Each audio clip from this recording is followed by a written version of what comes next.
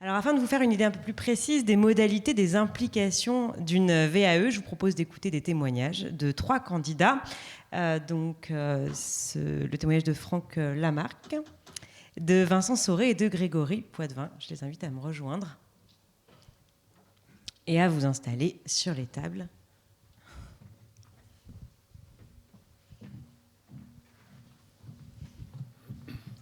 Bonjour.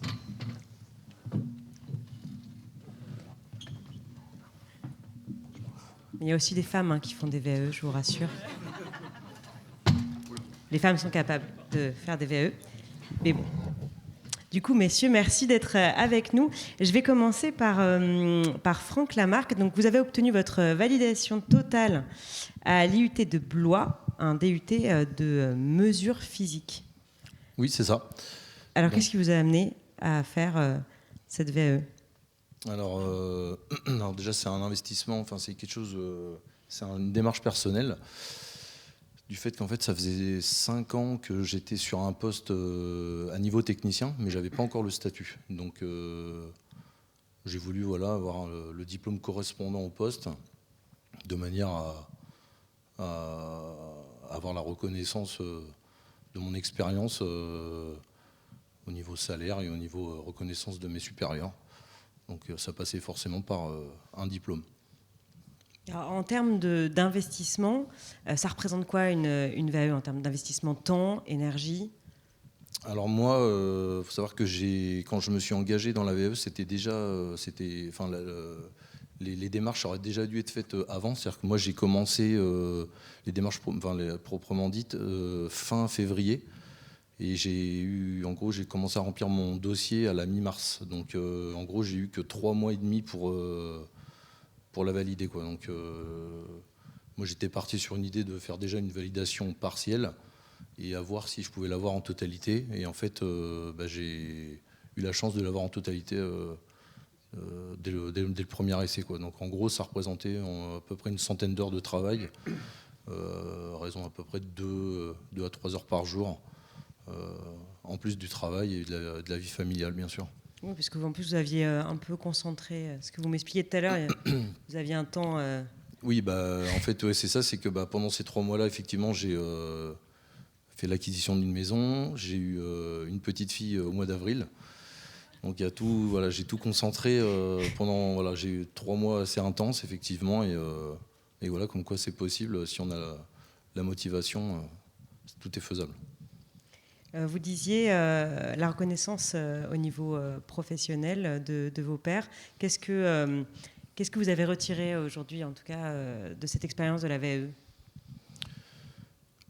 Déjà, le fait d'avoir le diplôme, déjà, à titre personnel, d'avoir un diplôme qui correspond au poste que j'occupe, déjà, c'est une fierté, bien sûr. J'ai été aussi fier, effectivement, de pouvoir la valider du premier coup, parce que c'est toujours mieux, plus valorisant par rapport à mes chefs qui m'ont quand même accordé l'accès aux ateliers, etc. De voir que je me suis investi et que ça aboutit.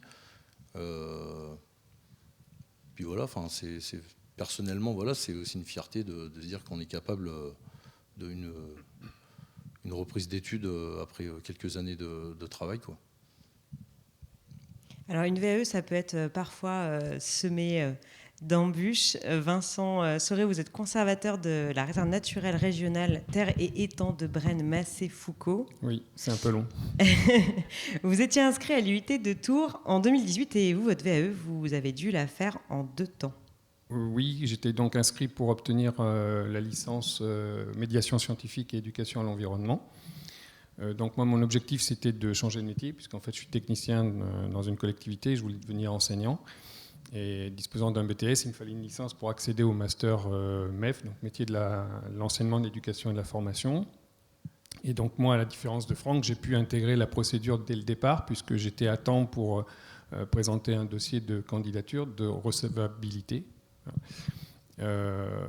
Donc j'ai pu bénéficier de la procédure d'accompagnement toute l'année 2018, avec une présentation donc, à un jury en fin d'année 2018. Et sur 10 ou 11 unités de valeur présentées, il y en a une pour laquelle j'avais un échec. et donc qui m'obligeait à représenter un travail l'année suivante, où là, en 2019, j'avais donc non pas un accompagnement avec, notamment, je tiens à les remercier, Luc et Anne, sur l'année 2018, mais avec Dominique Cotreau, qui était donc tutrice, avec laquelle donc, il y avait plus un échange formel par courriel, mais qui me permettait, moi, d'avoir un appui technique et puis des validations au fur et à mesure de l'écriture de mon mémoire.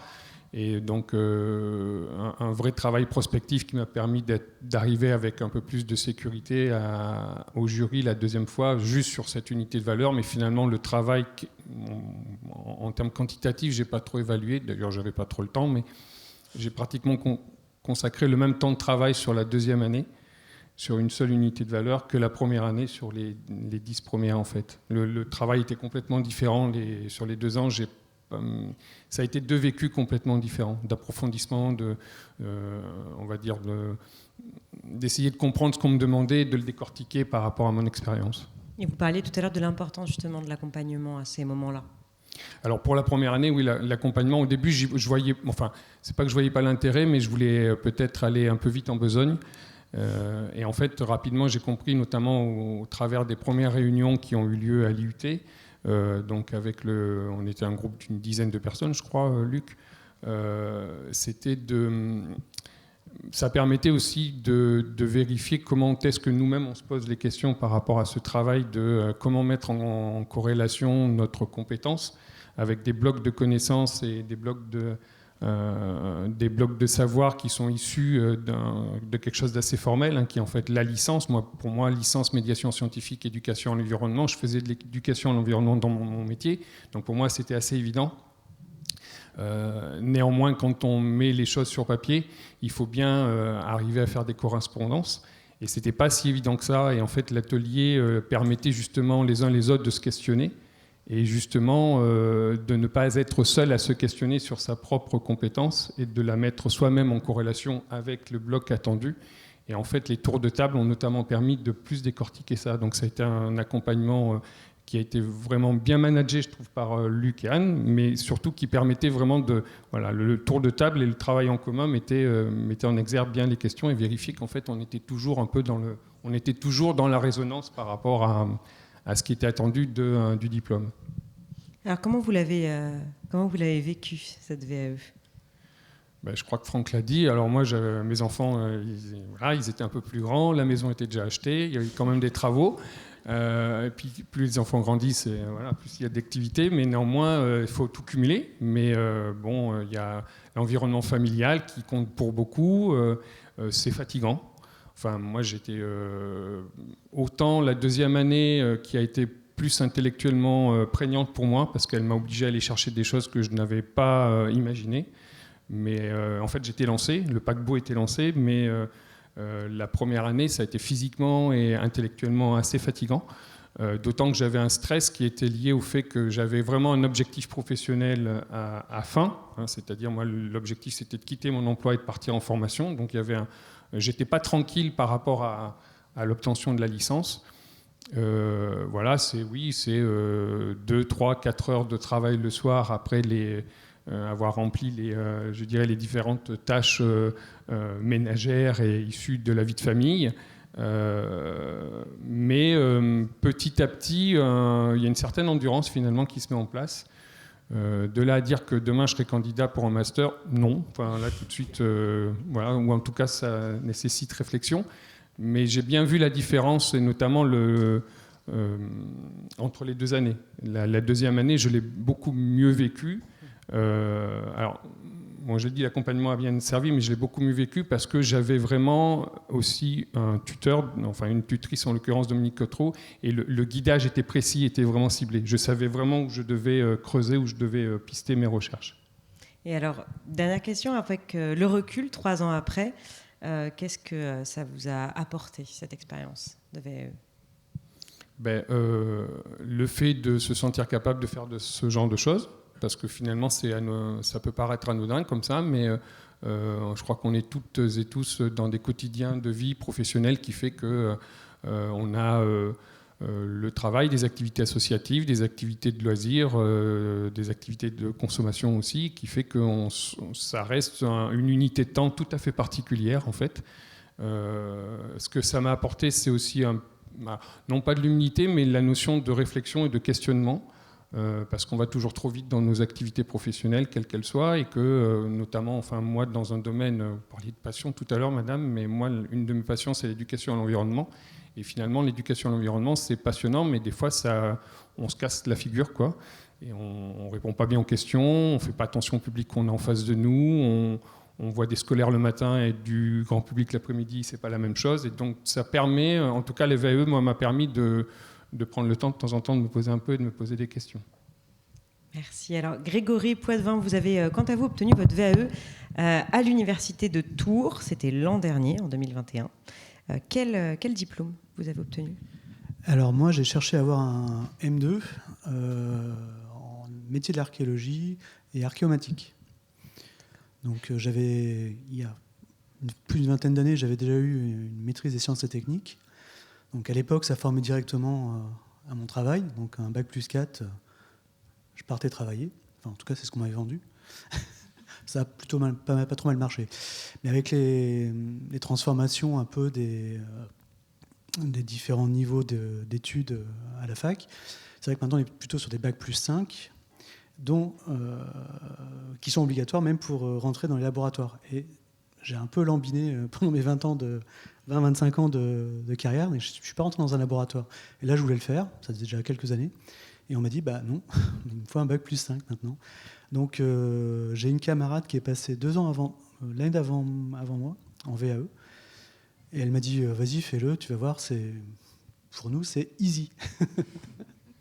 Alors j'exagère un peu parce que l'accompagnement a vraiment été fantastique et permet de traduire un petit peu les attentes du côté fac et nous, ce qu'on connaît de notre métier, parce que le vocabulaire n'est pas le même.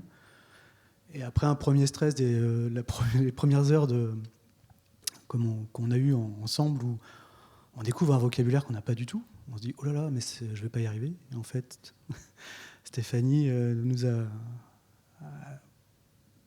tranquillisés, on va dire. Après l'accompagnement avec la fac, avec la prof, c'est pareil, a été très bénéfique. Alors vous dites easy, alors qu'est-ce qui a été très facile et qu'est-ce qui a été très compliqué à mettre en place dans cette VAE ? Et ben en fait, bêtement, pour moi, ce qui a été compliqué, c'est de remplir les tableaux. Les choses vraiment administratives, purement administratives. Justement, ces histoires de vocabulaire. Déjà, le dossier de recevabilité, je ne comprenais pas trop sous quelle forme ça devait se faire. Donc là, il y a Stéphanie qui nous a aidés. Moi, j'ai eu la chance d'avoir une collègue qui avait fait ça l'année d'avant aussi, qui m'a dit non, il a vraiment donné les clés de lecture de ces tableaux administratifs, purement administratifs. Et là, après, ça a déroulé effectivement assez facilement. Et effectivement, pour le dossier de VAE en lui-même, c'est vrai, ça a été pareil, c'est 2-3 clés qu'on nous a données. Après, pour tout ce qui est rédaction, ce qui est une grosse partie rédaction, à un moment, la partie 9, elle est un peu marquée, celle-là. Bon, bah alors là, moi, j'ai pas du tout testé de travailler 2-3 heures par jour pendant 8 mois. Non, moi, j'ai posé 3 semaines de vacances. Et je me suis enfermé. C'est une autre technique. Et non, il fallait que ça marche d'un coup. Et j'ai eu cette chance-là aussi d'être accompagné. Donc, des corrections rapides, quasiment quotidiennes. Je fournissais des morceaux de texte et Stéphanie et Madame Laurence de la faculté me les corrigeaient. Et ça s'est plutôt passé vite aussi.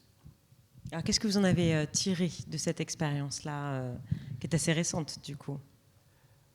Alors, finalement, j'avais des objectifs au départ, et donc c'est pas forcément ceux du départ que j'ai validés.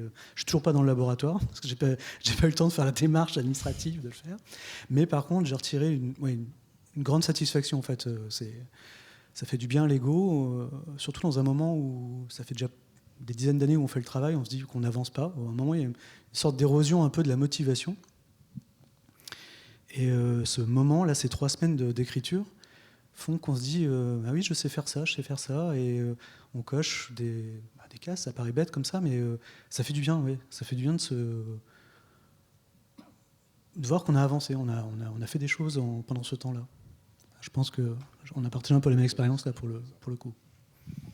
Merci beaucoup. Alors forcément, quand on est candidat, on a besoin et très envie de savoir sur quels critères s'appuie le jury pour prendre ses décisions, quelle est la grille d'analyse. Alors pour répondre à ces questions, j'appelle Denis Malherbe, qui est membre de l'IUT de Tours et membre de jury VAE, qui va nous rejoindre. Merci beaucoup.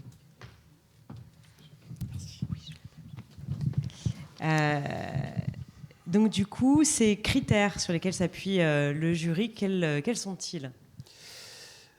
En écoutant les trois intervenants, j'avais tendance à dire que pour la première fois, j'entends parler non pas de la VAE, mais de l'EVA, c'est-à-dire de l'expérience de la validation acquise. Ce qui nous manque très souvent en tant que membre de jury, c'est-à-dire de connaître cet après que vous nous avez évoqué tous les trois. Alors, les critères. Bon, un premier critère, c'est de savoir si le candidat ou la candidate est vraiment engagé dans une démarche réflexive. Vous l'avez dit, et je ne peux que le confirmer de l'autre côté de la barrière, si j'ose dire, c'est très important, effectivement, d'avoir cet investissement très, très personnel et que ce n'est pas toujours facile à comprendre. Vous évoquiez le passage au tableau, par exemple. Oui, c'est très, très concret, mais c'est vrai. C'est quelque chose de pas évident. Deuxième chose, c'est que cette démarche réflexive, elle ne va pas sans la compréhension par le jury de la spécificité de chaque candidature. Chaque candidat a ses objectifs, a ses motivations, et il faut réussir à les lire, il faut réussir à les comprendre. Et donc, un bon dossier de VAE, c'est celui où on réussit à lire et à comprendre. Mais entendons-nous bien, j'aurais tendance à dire qu'on est dans une démarche de traduction croisée. Ces messieurs nous ont dit clairement que pour eux, il ne pouvait pas toujours être évident de passer de leur expérience concrète vécue à la traduction sous forme d'un dossier, sous forme de tableau, etc. Comment rédiger cela ? La difficulté existe dans l'autre sens, c'est-à-dire que pour le jury, se pose aussi la question de comment réussir à lire sincèrement, honnêtement, ce qu'apporte chaque candidat ou chaque candidate sur la base des preuves qu'il mobilise au travers de ses expériences, de ses activités, etc. Et puis, troisième critère, il va de soi, c'est effectivement que la procédure est connue et respectée. Mais bon, bien évidemment, ça, je le signale parce que quand même, dans ma pratique, il m'est arrivé 2 fois d'avoir eu des erreurs d'aiguillage. 2 personnes, une personne, ça c'était il y a longtemps, il y a plus de 10 ans, mais qui, suite à un bilan de compétences fait à l'extérieur par un cabinet, avait été orientée dans un certain diplôme, un certain DUT, alors qu'en fait elle relevait d'un autre DUT. Et là, la personne a perdu 1 an parce qu'elle avait monté son dossier pour rien. Et la recevabilité n'avait pas filtré à cette époque-là la démarche. Donc, voilà. Alors, heureusement, ce n'est pas arrivé. Deuxième cas, c'était une personne qui, effectivement, relevait plus, qui avait candidaté à un DUT et qui correspondait plus à un profil BTS. Et donc, la question se pose là vraiment de la démarche de filtrage et d'orientation en amont. Et quand on arrive au jury, c'est trop tard. Okay.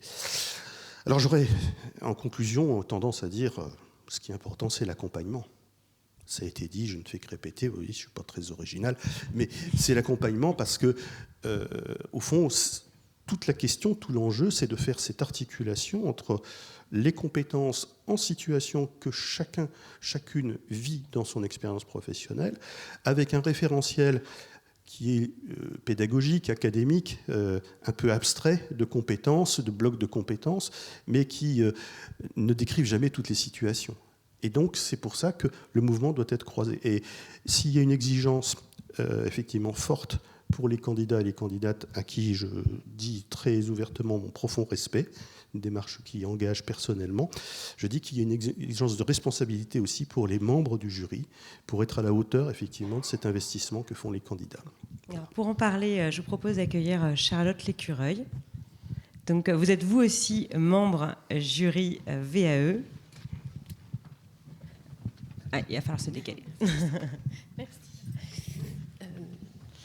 Vous appartenez à l'UFR Sciences et Techniques de Tours et vous êtes responsable d'une formation à visée professionnelle. Oui, tout à fait. Donc, je suis responsable d'un Master 2, la deuxième année d'un master qui vise à former des cadres dans l'industrie agroalimentaire. Et c'est un master qui est ouvert à l'apprentissage. Donc, on a déjà une grande habitude de côtoyer des étudiants en cours de professionnalisation. Et puis, c'est une petite équipe pédagogique qui a une grande habitude, donc un grand réseau de professionnels, d'anciens étudiants notamment. On parlait de MST tout à l'heure. Donc, on a aussi pas mal de... Enfin, le master, avant d'être un master, a été une maîtrise de sciences et techniques. On a aussi quelques étudiants qui sont revenus plusieurs années, une vingtaine d'années plus tard, repasser un master. Et moi, ce que je voulais témoigner, alors je rejoins complètement ce qui a été dit sur le jury, puisque j'ai été moi-même membre du jury en tant que rapporteur universitaire sur des dossiers, on sent bien que les candidats se sont investis dans un travail introspectif, un temps où ils se sont arrêtés, alors sur plusieurs semaines, plusieurs mois ou étalés dans le temps, mais un moment de réflexion sur leur propre parcours et sur leur devenir. Et je pense qu'en tant que membre du jury, on a vraiment cette attention et on est nous-mêmes très investis à savoir vers où veut aller le candidat, à se poser ces questions. Et il y a un grand respect du travail qui a été fourni de cette introspection. Oui, parce que vous me disiez tout à l'heure, passer une VAE, ce n'est pas du tout passer tout autre examen. Tout à fait, c'est pas du tout le même rapport qu'un étudiant de formation initiale.